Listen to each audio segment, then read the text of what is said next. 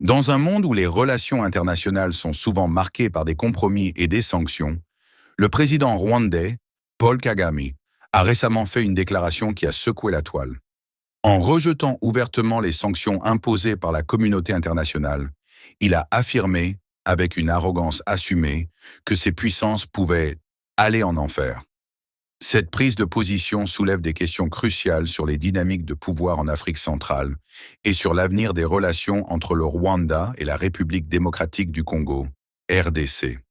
Depuis des décennies, les tensions entre le Rwanda et la RDC ont été exacerbées par des conflits armés, des accusations de génocide et des luttes pour le contrôle des ressources naturelles. Paul Kagame, souvent perçu comme un leader autoritaire, a consolidé son pouvoir tout en défiant les pressions internationales. Pendant ce temps, la RDC, sous la présidence de Félix Tshisekedi, cherche désespérément des solutions pour stabiliser l'est du pays, une région ravagée par des violences incessantes. L'interview virale de Paul Kagame, où il rejette les sanctions internationales, reflète une stratégie politique audacieuse. En se positionnant comme un leader inébranlable, il envoie un message clair. Le Rwanda ne se pliera pas aux diktats extérieurs. Des faits à ce sujet, j'imagine juste que le monde est devenu fou.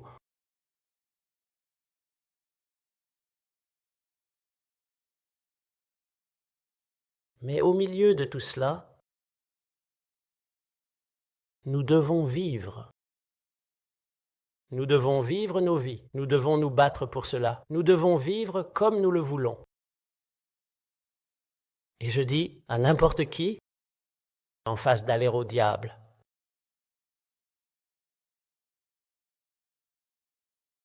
Si quelqu'un vient et pense qu'il peut, vous savez, il vient et dit, nous allons vous sanctionner. Pourquoi?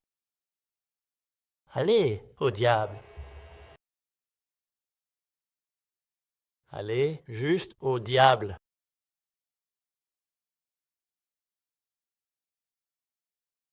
Vous avez vos propres problèmes à gérer. Allez et gérez vos propres problèmes. Laissez-moi les miens. Cependant, cette attitude soulève des inquiétudes quant à l'escalade des tensions dans la région et à l'impact sur les populations civiles. Face à cette situation, Félix Tshisekedi semble pris au piège. Comptant initialement sur le soutien de la communauté internationale, il se retrouve confronté à un adversaire qui rejette toute forme de pression extérieure. Les négociations en cours avec les États-Unis sur les minerais pourraient offrir une lueur d'espoir, mais elles ne suffiront pas à résoudre les problèmes structurels de la RDC. Félix Tshisekedi cherche à stabiliser un pays où l'insécurité dans l'Est demeure un défi majeur. Son mandat est marqué par des tentatives de rapprochement avec la communauté internationale, notamment via des accords économiques avec les États-Unis sur les minerais stratégiques. Toutefois, la résistance du Rwanda complique sa marge de manœuvre. La question demeure, comment mettre fin aux hostilités entre ces deux nations voisines? Tant que les sanctions internationales seront ignorées et que les intérêts économiques primeront sur les droits humains, une résolution durable semble hors de portée. Il est impératif que la communauté internationale, les dirigeants africains et les organisations régionales travaillent ensemble pour instaurer un dialogue constructif. Le conflit entre le Rwanda et la RDC est un rappel brutal des défis auxquels l'Afrique centrale est confrontée. Les déclarations de Paul Kagame, bien que provocantes, mettent en lumière la nécessité d'une approche globale et inclusive pour résoudre ces tensions. L'avenir de millions de vies en dépend. De l'autre côté, Joseph Kabila, ancien président de la RDC, a exprimé des critiques envers la gouvernance de son successeur, Félix Tshisekedi, qu'il considère comme un facteur aggravant des tensions dans l'est du pays. Il attribue la crise actuelle non seulement aux avancées des rebelles soutenus par le Rwanda, mais aussi à ce qu'il décrit comme une mauvaise gestion de la part de Tshisekedi. Kabila a également affirmé que les violations des droits humains et les abus constitutionnels sous l'administration actuelle pourraient perpétuer l'instabilité, même si les négociations avec le Rwanda aboutissent. Kabila semble vouloir jouer un rôle actif dans la recherche de solutions pour la région, annonçant son retour en RDC pour contribuer à la résolution de la crise. Cependant, son retour est perçu comme controversé, notamment en raison des accusations de Tshisekedi selon lesquelles Kabila aurait soutenu les insurgés. Cela ajoute une couche de complexité aux dynamiques politiques déjà tendues entre les deux leaders. C'est une déclaration écrite consultée par RFI dans laquelle Joseph Kabila sort de sa réserve. Il évoque une situation hors de contrôle marquée par la montée de l'insécurité et la déliquescence des institutions et il annonce sa décision « Je rentre sans délai ». Mais aucune date n'est précisée. Selon l'un de ses proches, ce retour pourrait avoir lieu dans les prochains jours par l'est du pays sans plus de précisions. Joseph Kabila, en tant qu'ancien président, ajoute une dimension supplémentaire à cette dynamique. Ses critiques envers l'administration actuelle et son retour annoncé en RDC soulèvent des questions sur son rôle potentiel dans la résolution ou l'aggravation des tensions. Pour parvenir à une paix durable, il est impératif que les dirigeants régionaux, la communauté internationale et les organisations locales collaborent pour instaurer un dialogue inclusif. Les intérêts économiques et politiques ne doivent pas éclipser les besoins des populations civiles, qui restent les premières victimes de ces conflits.